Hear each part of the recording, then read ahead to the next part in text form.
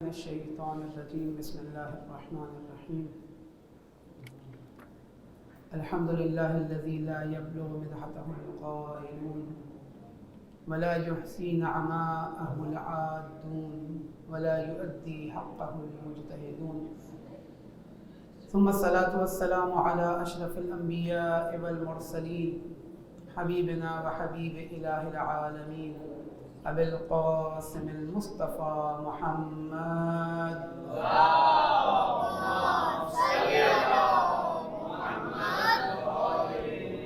وعلى آله الطيبين الطاهرين الذين أذهب الله عنهم الرجس وطهرهم تطهيرا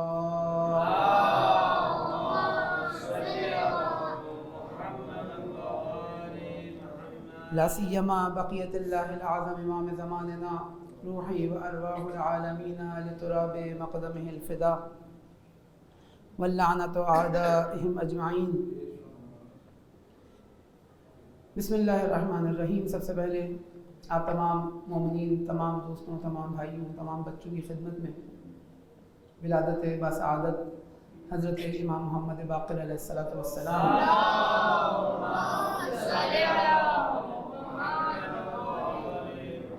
اور اس ماہ رجب کی تمام عیدیں اور خود اس ماہ رجب کی آمد کی مبارکباد پیش کرتا ہوں۔ خداوند عالم کا شکر ہے کہ اس نے ہمیں یہ توفیق عطا کی کہ ہم اس پربرکت اور بابرکت مہینے کے اندر زندگی گزار رہے ہیں، سانسیں لے رہے ہیں، اور خداوند عالم سے دعا ہے کہ خداوند عالم ہم سب کو ماہ رجب کی حقیقت کو درک کرنے، اس کے اعمال کو انجام دینے اور وہ کمال حاصل کرنے کے جس کی خاطر اہل بیت علیہ السلام خداوند عالم کی جانب سے مبعوث کیے گئے اس کمال کو حاصل کرنے کی توفیق عطا فرمائے۔ ایک دفعہ درود میں جبر محمد و آل محمد۔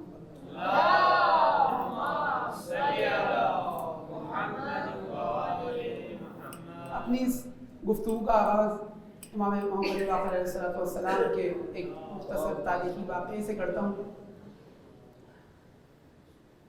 یہ جو ہمارا موضوع ہے اس کے اندر ایک لفظ ہے ارتقاء، یعنی ترقی۔ ہمیں اس سے پہلے کہ تشیع کی ارتقاء کا کیا مطلب ہے، خود ارتقاء کا مفہوم ہمارے لیے واضح ہونا چاہیے کہ ترقی کسے کہتے ہیں۔ ترقی اگر بہت ہی آسان اور سلجھے ہوئے الفاظوں میں ہم بات کریں تو انسان اپنی زندگی میں جو ہدف رکھتا ہے اس کی جانب آگے بڑھنے کو ترقی کہا جاتا ہے۔ ممکن ہے میرے نزدیک ترقی کوئی اور چیز ہو، اور ایک ایسے شخص کے نزدیک کہ جو امام علیہ السلام کو نہیں مانتا، خداوند متعال کو نہیں مانتا، روز قیامت پر ایمان نہیں رکھتا، اس کے لیے ترقی کوئی اور چیز ہو۔ کون ڈیفائن کرے گا کہ میں حالت ارتقاء میں ہوں، میں ترقی کر رہا ہوں یا نہیں کر رہا؟ یہ میرا ہدف بیان کرے گا کہ میں جتنا اپنے اس زندگی کے اندر اپنے اس ہدف سے نزدیک ہو رہا ہوں یعنی میں ترقی کر رہا ہوں، اور جتنا میں اس ہدف سے دور ہو رہا ہوں یعنی میں ترقی نہیں کر رہا بلکہ زوال کا شکار ہوں، میں پستی کا شکار ہو رہا ہوں۔ اس واقعے سے میں اپنی اس گفتگو کا آغاز کرتا ہوں۔ ایک مرتبہ امام محمد باقر علیہ السلام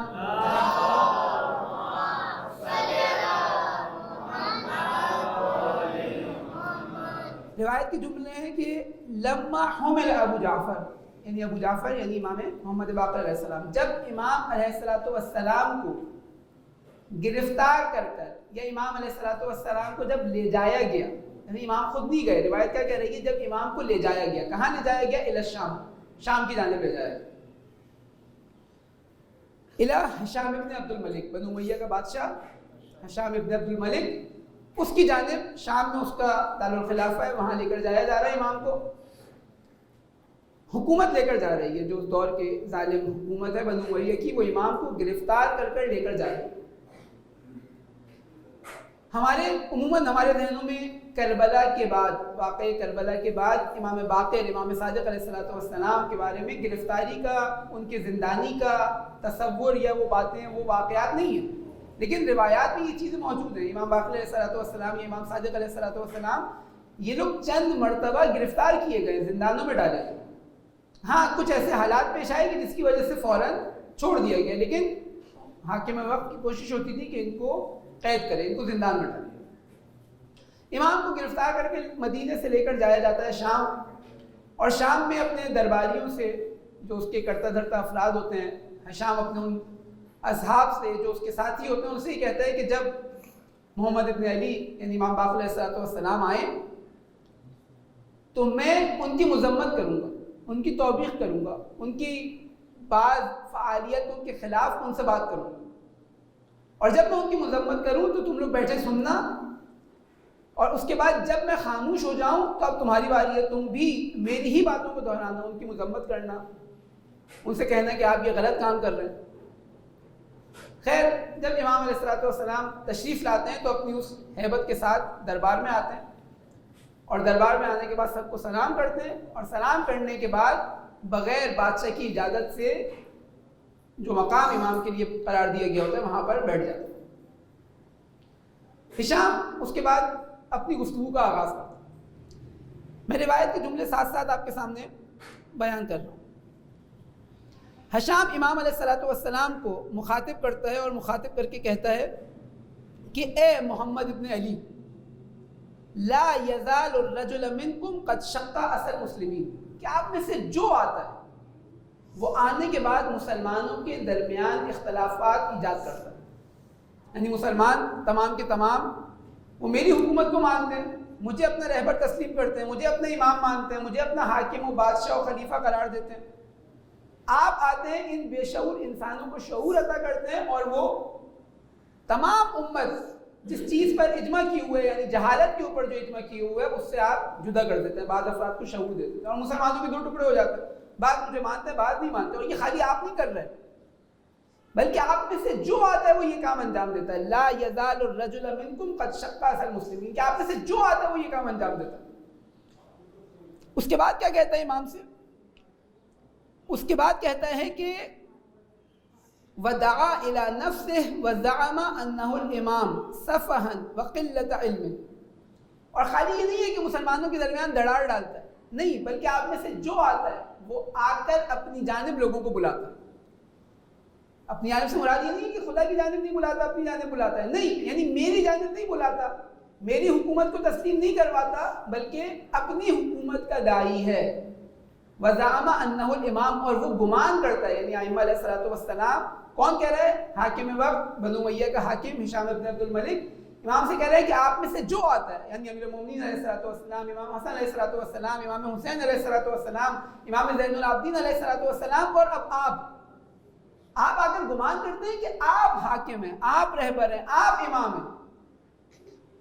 کہتے ہیں کتنی ایک نعوذ باللہ ایک توہین آمیز اس طرح استعمال کرتے ہیں کہ کتنی غیر علمی بات ہے، کتنی ایک بے وقوفانہ بات ہے کہ آپ کے پاس تو حکومت نہیں ہے، آپ کے پاس تو نظام نہیں ہے، آپ کے پاس تو قدرت نہیں ہے، فوج آپ کی نہیں ہے، عدالت آپ کی نہیں ہے، اس کے باوجود آپ اپنے آپ کو امام سمجھ رہے ہیں۔ امام کون ہوتا ہے؟ امام معاشرے کی رہبری کرنے والا ہوتا ہے، امام معاشرے کا حاکم ہوتا ہے۔ اگر آپ امام ہیں تو یہ چیزیں آپ کے پاس ہونی چاہیے تھی۔ خدا عالم نے ہمیں امام قرار دیا ہے، بس آپ یہ گمان نہ کریں کہ آپ امام ہیں اور آپ اپنی جانب لوگوں کو دعوت نہ دیں۔ دیکھیے ہمارے ذہنوں میں جو امام کا کانسیپٹ ہے وہ ایک اس عالم دین والا کہ وہ آتا ہے، نماز پڑھاتا ہے، چند احادیث بیان کرتا ہے، اس کے بعد چلے جاتا ہے، اس کا پھر معاشرے سے کوئی سروکار نہیں ہوتا۔ جبکہ بنو امیہ کے حکام جو امام علیہ السلام کو دیکھ رہے ہیں وہ اس جیسے نہیں دیکھ رہے، بلکہ اس دور میں بہت سارے لوگ تھے جو آ کے نماز پڑھاتے تھے، احادیث بیان کیا کرتے تھے، لیکن ان سے ان لوگوں کو خطرہ محسوس نہیں ہوتا تھا۔ کیوں نہیں ہوتا تھا؟ کیونکہ وہ اپنے آپ کو امام نہیں کہلواتے تھے۔ یعنی کیا؟ یعنی وہ اپنے آپ کو حاکم، وہ اپنے آپ کو بادشاہ، وہ اپنے آپ کو خلیفہ نہیں کہلواتے تھے۔ وہ کہتے ہیں تم جتنا دین تم نے بیان کرنا ہے بیان کرو، اگر ہمیں ہماری حکومت کو، ہماری قدرت کو، ہماری سلطنت کو خطرہ نہیں ہے تو ہمیں تمہارے دین سے کوئی خطرہ نہیں۔ لیکن امام باقر علیہ السلام سے ہشام کو خطرہ، امام صادق علیہ السلام سے ہشام کو خطرہ، اور اس سفر کے اندر روایت کے مطابق امام جعفر صادق علیہ السلام بھی اپنی کمسنی میں اپنے بابا کے ساتھ موجود تھے۔ اچھا، جب یہ امام کو یہ کہتا ہے کہ آپ میں سے جو آتا ہے وہ آ کے اختلاف ڈالتا ہے، اپنی حکومت کا دعویٰ کرتا ہے، اپنے آپ کو امام معرفی کرواتا ہے، تو امام اس سے یہ نہیں کہتے نہیں ہم ایسا نہیں کرتے۔ امام مکر جائیں کہ نہیں میں تو ایسا کچھ بھی نہیں کر رہا، میں تو تمہارے خلاف کچھ بھی نہیں کر رہا، میں تو لوگوں کو اپنی حکومت کی جانب نہیں بلوا رہا۔ نہیں، جب یہ سب ہشام یہ توہین کرتا ہے، اس کے بعد اس کے درباری سارے امام علیہ السلام کی توہین کرتے ہیں، تو اس کے بعد امام علیہ السلام اپنا خطبہ ارشاد فرماتے ہیں۔ اور اس کے اندر کیا کہتے ہیں کہ تم لوگ کہاں جا رہے ہو، تم لوگ کس طرح کی باتیں کر رہے ہو، کس طرح کے سوالات کر رہے ہو، کس طرح کے الزامات لگا رہے ہو. پھر امام کیا کہتے ہیں بنا ہدی اللہ اولکم، خداوند عالم نے تم سے پہلے والوں کو بھی ہمارے ذریعے ہدایت بخشی تھی. یعنی ایسا نہیں ہے کہ ہم صرف تمہارے امام ہیں، ایسا نہیں ہے کہ صرف تمہارے زمانے کے لوگوں کے امام ہیں، حاکم ہیں، رہبر ہیں، سرپرست ہیں، بادشاہ ہیں، خلیفہ ہیں.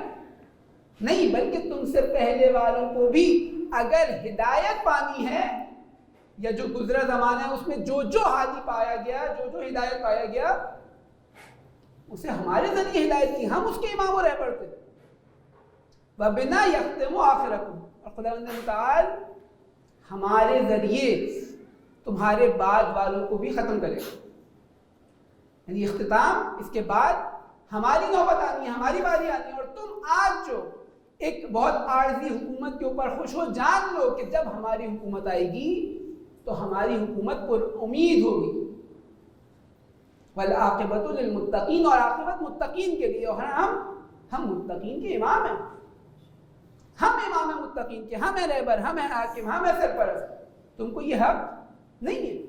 اور یہ در حقیقت وہ بیانات تھے کہ جس کے بعد روایت کہتی ہے کہ امام باقر علیہ السلام کو زندان میں ڈالا گیا، اور اس زندان میں ڈال کر امام علیہ السلام کو اذیتیں دی گئی. لیکن حالات ایسے پیش آئے کہ زندانی آہستہ آہستہ کر کر امام کی اس تبلیغ کے ذریعے اثر انداز ہو جاتے تھے اور وہ منقلب ہو جاتے تھے، ان کے دل تبدیل ہو جاتے تھے. تو لہٰذا بادشاہ کو خبر دی گئی کہ اگر ان کو تم نے شام میں رکھا تو مدینہ تو ہاتھ سے جائے گا، شام بھی تمہارے ہاتھ سے چلا جائے گا. لہٰذا وہ آزاد کرتا ہے اور ایک خفیہ راستے سے امام کو مدینہ دوبارہ پہنچواتا ہے کہ امام مدینہ میں کہیں نہ رکے، یعنی اس راستے کے اندر کہیں نہ رکے اور لوگوں کو تبلیغ نہ کرے. خلاصہ امام علیہ السلام کا جو ہمارے ذہنوں میں کانسیپٹ ہے اور جو اہل بیت علیہ السلام کے دشمنوں کے ذہنوں میں کانسیپٹ ہے، اس میں بہت فرق ہے. وہ اپنے لیے امام علیہ السلام کو خطرہ سمجھتے تھے. لہٰذا ہم دیکھتے ہیں تمام ائمہ کی زندگی کے اندر زندان موجود ہے. تمام ائمہ کو شہید کیا گیا، تمام ائمہ کو قتل کیا گیا، یا زہر کے ذریعے یا تلوار کے ذریعے. لہٰذا روایت کے جملے ہیں کہ ما منا الا مقتول او مسموم، کہ ہم میں سے کوئی نہیں ہے مگر یہ کہ یا اس کو زہر دیا گیا یا اس کو تلوار کے ذریعے شہید کر دیا. لہٰذا یہ جو 250 سال ائمہ علیہ السلام کی زندگی کے اندر ہمیں دکھتے ہیں، یہ مسلسل اس امر کے احیاء کی کوشش ہے. کون سا امر؟ یعنی امر الہی، یعنی حکومت اسلامی، یعنی نظام اسلامی. تمام ائمہ علیہ السلام کی تمام کوششیں موجود ہیں. لہٰذا اس کی وجہ سے کیونکہ حکومت کو ان کے علم سے خطرہ نہیں تھا. اگر خالی علم ہوتا تو اس سے خطرہ نہیں تھا، لیکن ان کے پاس علم بھی تھا، ان کے پاس شجاعت بھی تھی، ان کے پاس قدرت بھی تھی. ہارون کے دور میں ایک شخص ہارون کے پاس آتا ہے اور امام موسیٰ کاظم علیہ السلام کے بارے میں کہتا ہے کہ تمہاری حکومت میں 2 افراد خراج لیتے ہیں، یعنی ٹیکس لیتے ہیں. ہارون پریشان ہو جاتا ہے کہ اتنی بڑی حکومت، اتنا بڑا نظام جس کا میں مطلق العنان بادشاہ ہوں، کون ہے دوسرا شخص جو آ کر ٹیکس لیتا ہے؟ اور جو اس کا ایجنٹ ہوتا ہے یا اس کا جو مخبر ہوتا ہے وہ اس کو بتاتا ہے ایک تو تم لیتے ہو، دوسرا موسیٰ بن جعفر ٹیکس لیتا ہے. یہ خمس و زکوٰۃ یہ تمام اسلامی حکومت کے ٹیکسز ہیں. امام علیہ السلام ان کو جمع نہیں کرتے تھے، یعنی ہر دور میں ایسے ہی. لہٰذا حکومت ان سے خطرہ محسوس کرتی تھی. ایک اسٹیٹ کی پوزیشن یہاں پہ موجود تھی. یہ وہ راستہ تھا، یہ وہ ہدف تھا کہ تمام ائمہ علیہ السلام اس ہدف کی راہ میں شہید کر دیے گئے، اس ہدف کی راہ میں زندان میں ڈالے گئے. کون سا ہدف؟ یعنی اللہ کے قوانین کا اجرا، الہی حکومت کا نفاذ، الہی نظام کا نفاذ. ہاں مختلف اسٹریٹجیز تھی، مختلف پلاننگ تھی، کسی نے قیام کیا، کسی نے حالات ایسے ہوئے کہ عالمی قیام ممکن نہیں تھا تو انہوں نے مختلف قیاموں کی پشتیبانی کری، سپورٹ کیا. لیکن وہ ہدف، اس ہدف کی جانب آگے بڑھتے رہے.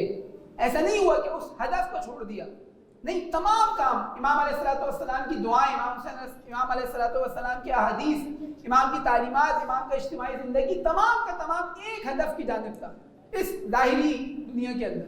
وہ ہدف کیا تھا؟ وہ حکومت اسلامی کا تحفظ. لہٰذا ہر امام نے اس کے لیے کوشش کی. بس اگر ہم ارتقاء کی تعریف کرنا چاہیں تو ارتقاء یعنی کیا؟ ارتقاء یعنی وہ ہدف جو اس دنیا میں قائم کرنے کے لیے ائمہ علیہ الصلوۃ والسلام تشریف لائے ہیں، اس ہدف کی جانب آگے بڑھنا. اور اگر ہم اس ہدف کی جانب آگے نہیں بڑھ رہے اس کا مطلب ہم زوال کا شکار ہیں، پستی کا شکار ہیں. لہٰذا اگر آپ روایات میں جا کے دیکھیں تو روایات میں شیعوں کو خاصہ کہا جاتا تھا. یہ ہر کوئی نہیں ہو سکتا تھا. یعنی ایسا نہیں تھا کہ پورے مثلاً ایسے شیعہ ہیں کہ ان کو خاصہ کہا جائے، شیعہ کہا جائے اور امام کے اوپر اس طرح اعتماد کرتے ہو. نہیں.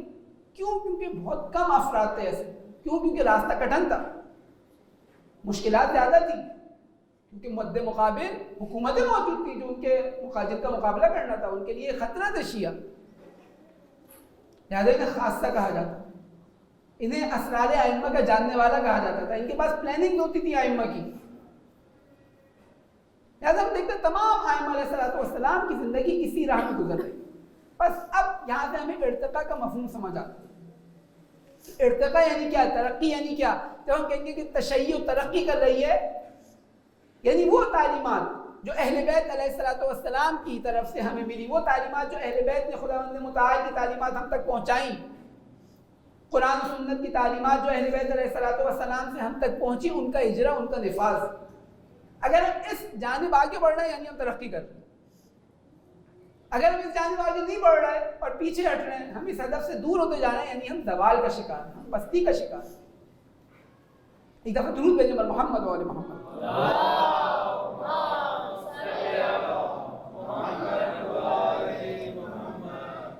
لہذا روایات کے اندر دیکھتے ہیں کہ رحم اللہ عمران یا رحم اللہ عبدن احیا امرنا. خداوند عالم امام فرماتا ہے کہ خداوند عالم اس شخص پر رحم کرے کہ جو ہمارے امر کو زندہ کرے. ہمارے امر سے کیا مراد ہے؟ ہمارے امر سے مراد امر الہی ہے. دیکھیں اہل بیت، میں نے پہلے بھی عرض کیا تھا کہ اہل بیت علیہ الصلوۃ والسلام کے پاس جو ولایت خداوند متعال نے دی ہے اس کی دو جہتیں. ایک اہل بیت علیہ الصلوۃ والسلام کے پاس ولایت تکوینی ہے، ایک امر الہی، ایک امر تکوینی امر اہل بیت علیہ الصلوۃ والسلام کے پاس. اسے کوئی چھین نہیں سکتا، اسے کوئی نہ مانے تو بھی نہیں چھین سکتا، مانے تو بھی نہیں چھین سکتا. ہمارے ماننے یا نہ ماننے سے اس کے اندر کوئی اثر نہیں پڑے گا. کیوں؟ کیونکہ خدا تعالیٰ نے سسٹم ایسا بنایا، نظام ایسا بنایا کہ اس نظام کے اندر جتنی برکات، اس نظام کے اندر جتنے فیض اس دنیا میں نازل ہونے ہیں وہ سب اہل بیت علیہ الصلوۃ والسلام کے توسل سے آنے. میں مانوں یا نہ مانوں، کوئی اللہ کو نہیں مانتا تو بھی اسے اہل بیت کے وسیلے سے مل رہا ہے. جس طرح اسے کوئی اللہ کو نہیں مانتا اسے اللہ دے رہا ہے، اللہ کو مانے یا نہ مانے. اسی طرح کوئی اللہ کو نہیں مانتا، اہل بیت کو نہیں مانتا، اسے اہل بیت دے رہے. یعنی وہ واسطہ اہل بیت ہے کہ جس واسطے کے ذریعے خداوند عالم یہ رزق پہنچا رہا ہے. کوئی مانے یا نہ مانے، میرے ماننے یا نہ ماننے سے ان کی اس ولایت تکوینی کے اندر کوئی اثر نہیں پڑے. لیکن ایک ولایت کا جو دوسرا پہلو ہے وہ ولایت تشریع. اس پہلو کے اندر میرا عمل شامل ہے، میری ذمہ داریاں شامل ہیں. وہ پہلو کون سا ہے؟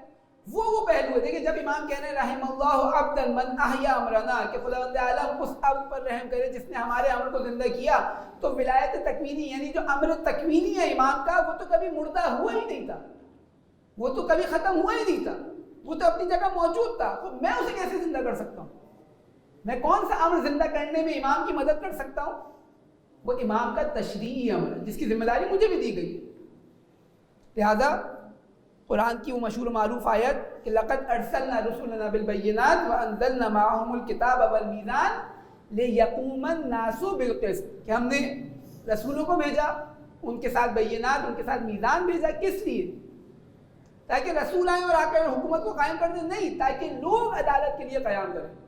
یعنی لوگوں کی ذمہ داری ہے کہ انبیاء علیہ الصلوۃ والسلام کی آواز پر لبیک کریں اور اللہ کے اس امر کا احیا کریں. لہذا امام فرما رہے رحم اللہ امرا من احیا امرنا، خداوند عالم اس عبد پر، اس شخص پر رحم کرے کہ جس نے ہمارے امر کو زندہ کیا. لہذا روایات کے اندر حاکم شہر یعنی معصوم کے حضور کے اندر معصوم علیہ الصلوۃ والسلام کو ولی امر کہا جاتا تھا، صاحب امر کہا جاتا تھا، اولی الامر کہا جاتا تھا. کیوں؟ کیونکہ صاحب امر یہ ہیں، تکوینی امور میں بھی تشریعی امور میں بھی۔ تکوینی امور میں میرا کوئی دخل اندازی نہیں ہے، لیکن تشریعی امور میں میری ذمہ داری ہے، جس کے بارے میں قرآن فرما رہے ہیں یقوم الناس بالقسط۔ اب آ جاتے ہیں ہم اس موضوع کے اگلے مرحلے کی۔ امام علیہ الصلوۃ والسلام، جب ہم دیکھ رہے ہیں تمام احادیث کے اندر، روایات کے اندر اس بات پر زور دیا جا رہا ہے کہ ہمارے امر کو زندہ کرو، ہماری حکومت کو زندہ کرو۔ اب ہم آج دیکھیں کہ ہجرت سے 1442 سال آج مکمل ہو رہا ہے، 1442 سال گزر چکے ہیں کب سے؟ رسول اکرم کی ہجرت سے۔ وہ ہجرت کون سی چیز تھی؟ ہجرت وہ ٹرننگ پوائنٹ تھا جہاں سے حکومت اسلامی کا آغاز ہوتا ہے۔ ہجرت کی اتنی اہمیت کیوں ہے؟ کیوں ہمارا کیلنڈر ہجرت کے مطابق ہے؟ کیونکہ حکومت رسول اکرم کی ہجرت کے بعد تشکیل پائی ہے، بعثت تھی پہلے۔ ہمارا کیلنڈر بعثت کے مطابق نہیں ہے، ہمارا کیلنڈر ہجرت کے مطابق ہے۔ کیوں؟ کیونکہ ہجرت کے بعد اسلام کے پاس وہ قوتیں، وہ قدرتیں آئیں جو ہجرت سے پہلے اسلام کے پاس نہیں تھی۔ یعنی اسلام اب ایک سسٹم لیا ہوا ہے، اسلام ایک نظام لیا ہوا ہے، اسلام کے پاس فوج ہے، اسلام کے پاس عدالت ہے، اسلام کے پاس مرکز ہے، اپنا ایک نظام ہے اسلام کے پاس۔ ہجرت کے بعد سے آج تک 1442 سال گزر رہے ہیں اسلام کی حکومت کے، اور اس اسلامی حکومت کو گزرے ہوئے ہم دیکھیں پریکٹیکلی عملی طور پر کتنا ائمہ علیہ الصلوۃ والسلام یا معصومین نے حکومت کی ہے۔ رسول اکرم کے 10 سال، امیر المومنین کے 4.5 سال، امام حسن علیہ الصلوۃ والسلام کے 6 ماہ، یعنی کلن تمام مجموعاً 1442 سال کے اندر ہمیں 15 سال معصوم کی حکومت ملتی ہے۔ ہدف کیا تھا؟ کہ اللہ کے نظام کو نافذ کیا جائے، اللہ کے قانون کو اپلائی کیا جائے، اور ان 1400 سالوں کے اندر صرف 15 سال، کیونکہ رسول اکرم کی لہرت کے فوراً بعد یہ منصب اس کے اہل سے چھین لیا گیا، امیر المومنین کو حکومت کرنے نہیں دی گئی۔ 25 سال وہ گزرے، اور اس کے بعد جب امیر المومنین کی حکومت آئی تو حالات اتنے بگڑ چکے تھے، فساد اتنا زیادہ ہو چکا تھا کہ امیر المومنین کو وہ اصول جو رسول اکرم جن اصولوں کو لے کر آئے تھے، ان اصولوں کو نافذ کرنے میں 3 جنگیں کرنی پڑی۔ کس کے ساتھ؟ مسلمانوں کے ساتھ۔ اور اس کے بعد جب امام حسن علیہ السلام کا دور آیا تو یہ پروپیگنڈا اور شدید، 6 مہینے بعد امام حسن علیہ السلام سے حکومت لے لی جاتی۔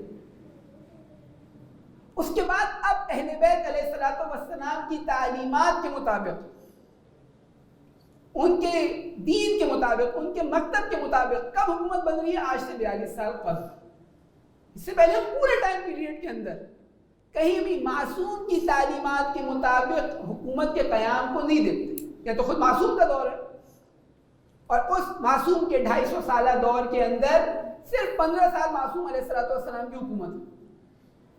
اور غیبت کے دور میں پھر ہم یہ حالات ایسے آئے سیاسی طور پہ، تشیع نے قدرت پکڑی بعض جگہوں کے اوپر، لیکن بے معنی اتم کامل طور پر اہل بیت علیہ السلام کی حکومت کا ہونا یا ان کے نمائندوں کی حکومت کا ہونا ہمیں 1400 سالوں میں نہیں دکھتا۔ آج سے 42 سال قبل یہ حکومت دوبارہ زندہ کی جاتی ہے، یہ امر دوبارہ احیا کیا جاتا ہے۔ ہاں، کیونکہ معصوم نہیں ہے تو اب معصوم نے جو معیارات عطا کیے ولی امر کے لیے، حاکم اسلامی کے لیے، شارع کے لیے، حاکم شر کے لیے، ان معیارات کے مطابق اب حکومت کو چلایا جائے۔ بس ارتقا کہاں ہے؟ ہم دوبارہ اسی پرانے معنی کی جانب آتے ہیں کہ ارتقا یعنی کیا؟ ارتقا یعنی اس ہدف کی جانب آگے بڑھنا کہ جس ہدف کی خاطر امام علیہ السلام مبعوث کیے گئے، یعنی اس زمین کے اوپر جس طرح اللہ کی ولایت ہے تکویناً، جس طرح اہل بیت علیہ السلام کی ولایت ہے تکویناً، اسی طرح ان کی ولایت نافذ ہو تشریعاً۔ اور اس کا کہاں ذمہ داری کس کو؟ اس کی ذمہ داری تمام امت کے ایک ایک فرد کے لیے خداوند عالم نے قرار دی۔ یعنی شیعہ کون ہے؟ شیعہ وہ ہے جو اس امر کے اندر ائمہ علیہ السلام کی مدد کرے، ان کی نصرت کرے۔ لہٰذا شہدائے کربلا کو کہتے ہیں انصار دین اللہ، کہ آپ اللہ کے دین کے مددگار ہیں، آپ امام کے مددگار ہیں۔ یعنی کیا؟ یعنی آپ امام کے ہدف کے اندر ان کے ساتھ دینے والے ہیں۔ امام کا ہدف کیا تھا؟ حاکمیت اسلامی کا اجرا۔ ہاں، ممکن ہے کہ ابھی فوراً وہ اجرا نہ ہو سکے، اس کے اوپر یقیناً قابل بحث ہے یہ چیز۔ مختلف ائمہ علیہ السلام نے مختلف اسٹریٹجیز اپنائی۔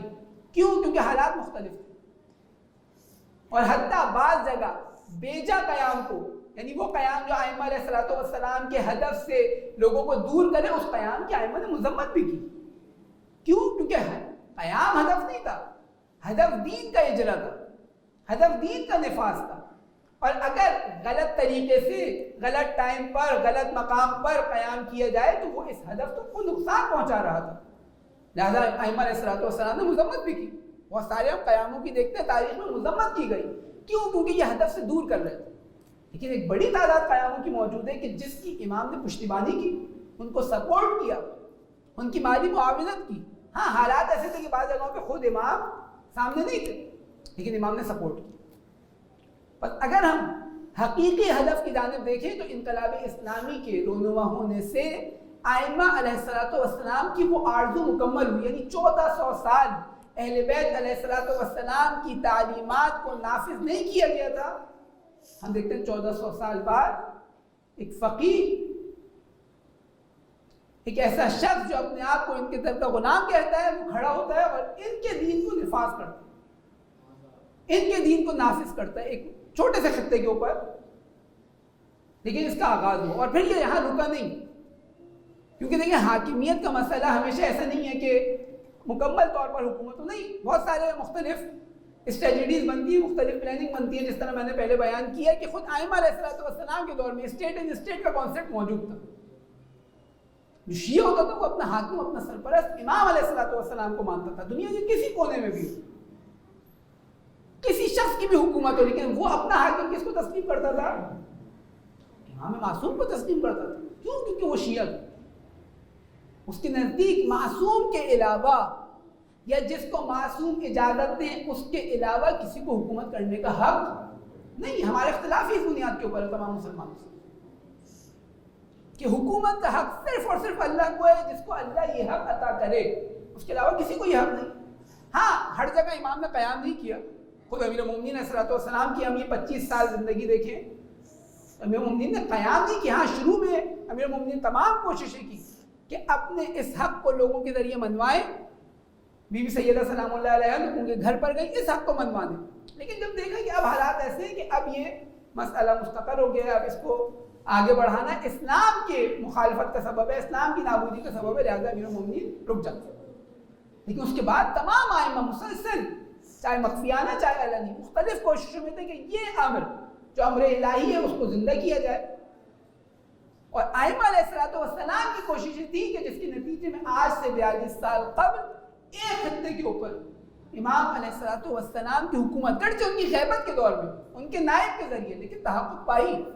اور یہ سب سے بڑا ارتقاء تشیع، سب سے بڑا ارتقاء اسلام کا. اور صرف یہیں پر نہیں رکا سفر. اس کے بعد اگر ہم ظاہری طور پر معیارات جو ہم دیکھتے ہیں اس میں دیکھیں وہ تشیع، وہ شیعہ جو دنیا کے اندر جس کی کوئی حیثیت نہیں تھی، جس کو کوئی جانتا نہیں تھا، وہ آج دنیا کی بڑی بڑی پلاننگز کے اندر اس کی رائے کی ایک اہمیت ہے. آج اس کے ادارے، آج اس کا کوئی حکم، آج اس کا کوئی عمل پوری دنیا کو ہلانے کے لیے کافی ہے. آپ سرچ کریں دنیا کی 8، آج سپر پاور کا، یعنی ایک سپر پاور کا 2 سپر پاور کا کانسیپٹ ختم ہو چکا ہے. آپ سرچ کریں آج دنیا کی قدرت مند ترین قومیں کون ہیں، تو وہی 6-7 قوموں کے اندر آپ کو ایک وہ ملک ملے گا جس کے اوپر اہل بیت علیہ الصلوۃ والسلام کا نظام قائم. اور اس کے بعد ہم تمام ریسرچ سینٹرز میں جائیں، دنیا میں شیعہ شناسی کے اوپر باقاعدہ یونیورسٹیز کے ڈپارٹمنٹس قائم ہوئے. اس کے بعد لوگوں نے تشیع کی طرف رغبت اختیار کی، لوگ تشیع کی طرف بڑے. بالآخر یہ کون سی چیز ہے کہ جس نے اس دور میں کہ دنیا 2 بلاکس کے اندر بٹی ہوئی تھی، کوئی سوچ نہیں سکتا تھا کہ کوئی تیسرا نظام دنیا کے اندر بیان بھی کرے. آیا کوئی یعنی لوگوں کے ذہن میں نہیں تھا کہ ایک شرقی نظام ہے جو مارکسسٹ کے اوپر، مارکسزم کے اوپر قائم ہے، کمیونسٹ حکومت ہے، اور ایک غربی نظام ہے جو کیپٹلسٹ ہے، سرمایہ دار حکومت ہے. ان دونوں نظاموں کے درمیان جو آدھی آدھی دنیا کو تقسیم کیے ہوئے ہیں اور آدھی آدھی دنیا کے اوپر قبضہ کیے ہوئے ہیں، ایک بوڑھا شخص کھڑا ہو اور کھڑے ہو کر بولے کہ میں وہ نظام نافذ کروں گا کہ جو اہل بیت علیہ الصلوۃ والسلام کا نظام تھا. دنیا پہلے تو پریشان رہی، بالآخر یہ کس طرح کی باتیں کر رہے ہیں. یعنی کوئی ہمیں آگے عجیب و غریب باتیں کرنا شروع کر دے, ہم بولے بھائی کیا ہو گیا, ٹھیک ہو, خیریت سے ہو, کیسی باتیں کر رہے ہو, کتنی عجیب سی باتیں کر رہے ہو جو قابل عمل نہیں ہے. اس وقت جب بڑے بڑے ملک تصور نہیں کر سکتے تھے کہ ان دو بلاک سے مستقل ہو جائیں, ان دو بلاک سے الگ ہو جائیں, اسلام کے نام پر حکومت قرار دی گئی, اسلام کے نام پر حکومت بنائی گئی. اور پھر جو تشیع کا ارتقا شروع ہوا, لوگ متوجہ ہوئے, بالآخر یہ کون سی نئی چیز آ گئی. اور اس کے بعد آپ دیکھیں کہ شیعہ شناسی کے ڈپارٹمنٹس پوری دنیا کے اندر ہوئے, اور جب لوگوں نے تحقیق کی اور وہ ائمہ علیہ الصلوۃ والسلام کی تعلیمات تک پہنچے, تو کئی ممالک کے اندر, اب یہ نائجیریا کی مثال لے لیں, جہاں پہ چند سال قبل کوئی ایک شیعہ نہیں تھا, آج لاکھوں کی تعداد میں شیعہ موجود ہیں. اور خالی تشیع نہیں, یعنی اسلام کی خود رہبری.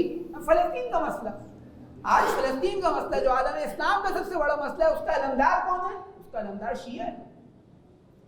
آج دنیا کے اندر اگر کہیں اسلام کا نام لیا جاتا ہے تو دو اسلام لوگوں کے سامنے بیان کیے جاتے ہیں.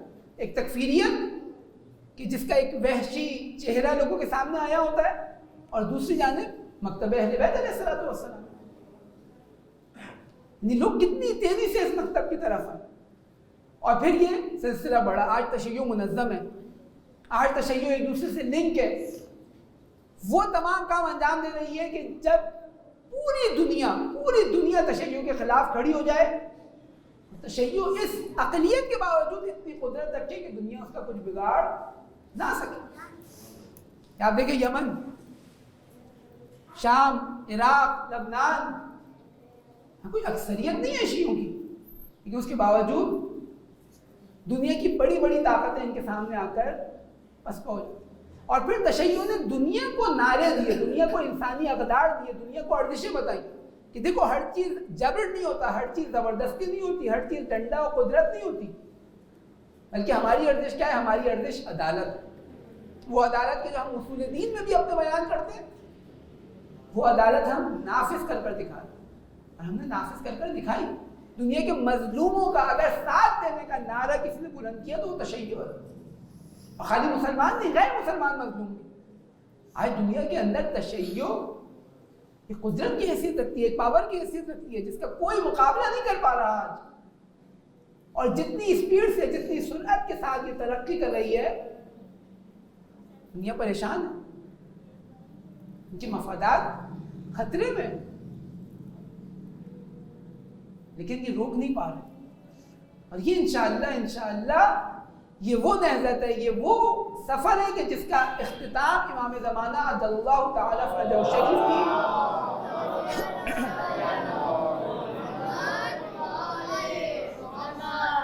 امام کی عالمی حکومت پر جا کر ختم ہو. یہ آغاز ہے اس کا. یاد ہم دیکھیں کہ ایک اور نعرہ جو تشیع نے دیا, آج ہم دنیا کے اندر دیکھتے ہیں کہ کہا جاتا ہے کہ جو دنیا کے اندر جنگ ہو رہی ہے در حقیقت سویلائزیشن کی جنگ ہے, یہ تمدن کی جنگ. اور اس جنگ کے اندر بھی تشیع اپنا علم بلند کیے ہوئے. تشیع کہتی ہے کہ ہم ہیں جو اہل بیت علیہ الصلوۃ والسلام کی تعلیمات کے مطابق اس تمدن کو اس دنیا پر رائج کر کر دکھائیں گے. ہم جدید اسلامی تمدن کا نعرہ بلند کیے ہوئے, ہم ایک سویلائزیشن کی بات کر رہے ہیں, ہم ایک ثقافت کی بات کر رہے ہیں. قرآن کیا فرما رہا ہے؟ هو الذي ارسل رسوله, ایک دفعہ درود بھیجے پر محمد و آل محمد.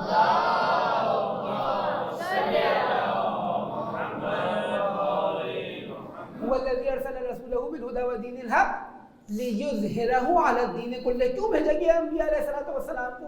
کیوں مبعوث کیا گیا؟ تاکہ اس دنیا کے اوپر اس دین کو, اللہ کے دین کو غالب کر دیا جائے. اللہ کا دین آ کر اس دنیا کے اوپر حکومت کرے, چاہے کفار, چاہے مشرکین کو کتنا برا نہ لگے. اور یہ تحریک جو انقلاب اسلامی کی تحریک تھی, در حقیقت ائمہ علیہ الصلوۃ والسلام کی اس آرزو کی تکمیل تھی, اس کی جانب قدم بڑھانا تھا. لہذا روایات کے اندر کئی مقامات پر ہمیں ملتا ہے کہ قبل الظہور مشرق سے قیام ہوگا, ایک قوم اٹھے گی جو مشرق سے قیام کرے گی, امام زمانہ عجل اللہ تعالی فرجہ الشریف کے ظہور کا زمینہ فراہم کرے گی, اور ان کے اوپر مصیبتیں آئیں گی, لیکن یہ مصیبتیں ان کو ہلا نہیں سکیں گی. یہ پابندیاں آج ہم دنیا میں دیکھ رہے ہیں, لیکن آپ روز بروز دیکھیں حتیٰ مادی طور پر، یعنی وہ الگ جگہ کے معنویت اپنی مقام پر، خود مادی طور پر یہ ظاہری مٹیریلسٹک سوچ کے مطابق بھی اگر ترقی دیکھیں تو وہ الحمدللہ بہت اسپیڈ سے آگے بڑھ رہی ہے. دنیا کے مختلف ٹیکنالوجیز کے اندر آج انقلاب اسلامی آگے ہے. اس کی ترقی کا جو سرعت ہے، اس کی ترقی کی جو اسپیڈ ہے وہ بہت زیادہ ہے. اور اسی طرح ساتھ ساتھ معنویت، کیونکہ اگر یہ معنویت نہ ہو، اہل بیت علیہ السلام سے توسل نہ ہو، خداوند متعال سے رابطہ نہ ہو، تو یہ تمام قدرت، یہ تمام علم، یہ تمام سائنس انسانیت کے خلاف استعمال ہونے لگتی ہے. جس طرح ہم آج دیکھ رہے ہیں، آج دنیا کے اندر جو اسلحہ ہے وہ سائنس ہے، وہ ٹیکنالوجی ہے. یہ ہم دیکھتے ہیں کہ تکفیری اور بہت ہی جاہل لوگ آ کر مثلا کہیں پھٹ جاتے ہیں، یہ بم خود تو نہیں بنا سکتے، ان کے پیچھے بڑے بڑے سائنٹسٹ موجود ہوتے ہیں جو ان کو سپورٹ کر رہے ہوتے ہیں. عالمی طاقتیں ہوتی ہیں جو ان کو سپورٹ کر رہی ہوتی ہیں. اس کا مقابلہ کون کرے گا؟ اس کا مقابلہ سائنس کرے گی، اس کا مقابلہ ٹیکنالوجی کرے گی. لیکن کون سی ٹیکنالوجی؟ جو معنویت کے ہمراہ ہوگی، جو قربتاً اللہ سیکھی جائے گی، جو اہل بیت علیہ السلام کے سے توسل کے ساتھ انجام دی جائے گی. اگر یہ نہیں ہوا تو پھر ہمارا یہ علم، ہماری یہ ٹیکنالوجی ساری کی ساری استقبال کی حمایت میں جا رہی ہوگی، انسانیت کی مخالفت میں جا رہی ہوگی. لہذا اپنی باتوں کا خلاصہ کہ ارتقاء یعنی اس ہدف کی جانب آگے بڑھنا کہ جو ہدف آپ کے مکتب کا ہدف ہے، جس مکتب کو آپ مانتے ہیں، جس عقیدے کو آپ مانتے ہیں، جس نظریے کو آپ مانتے ہیں. اور دنیا میں ہمارا ارتقاء معنوی طور پہ لقاء اللہ سے پیوست ہونا، اللہ سے پیوست ہونا، اور مادی طور پر اللہ کے قوانین کا اس دنیا میں اجرا. اور یہ ارتقاء 1400 سال بعد آج انقلاب اسلامی کی صورت میں ہمیں نظر آ رہا ہے. اور مادی طور کے اوپر بھی اگر ہم دیکھیں تو یہ ارتقاء بہت اسپیڈ کے ساتھ انسانیت جو ہے وہ جس کی رہبری تشیع کر رہی ہے، یہ انسانیت بہت اسپیڈ کے ساتھ ترقی کر رہی ہے.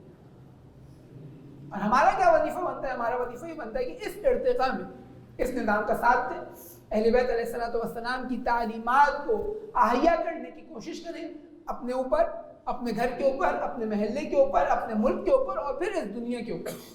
اور اس تمدن کو زندہ کرنے کی کوشش کریں کہ جو اس ظلم و ستم پر مبنی تمدن کے برخلاف کھڑا ہے، وہ تمدن جو اہل بیت علیہ السلام کی تعلیمات پر مبنی ہے. اور اس تمام ان چیزوں کی رہبری آج انقلاب اسلامی کی صورت میں ہمارے سامنے موجود ہے، جس کے رہبر و رہنما حضرت آیت اللہ سید علی خامنہئی حفظہ اللہ. اور اگر ہم اس حق و باطل کی جنگ میں اگر ہم حق کے ساتھ نہیں کھڑے تو ہمیں یہ جان لینا چاہیے کہ ہم کہیں نہ کہیں باطل کی مدد کر رہے ہیں، کہیں نہ کہیں ہم باطل کے ساتھ موجود ہیں. خداوند عالم سے دعا ہے کہ خداوند عالم ہم سب کو اہل بیت علیہ السلام کے امر کو سمجھنے، اس پر عمل کرنے اور اس کو زندہ کرنے کی توفیق عطا فرمائے. خداوند عالم امام زمانہ کے ظہور میں تعجیل فرمائے، ہمیں ان کے اعوان و انصار میں شمار فرمائے. ایک مرتبہ سورہ حق، 3 دفعہ سورہ اخلاص، تمام مومنین و مومنات، تمام شہداء،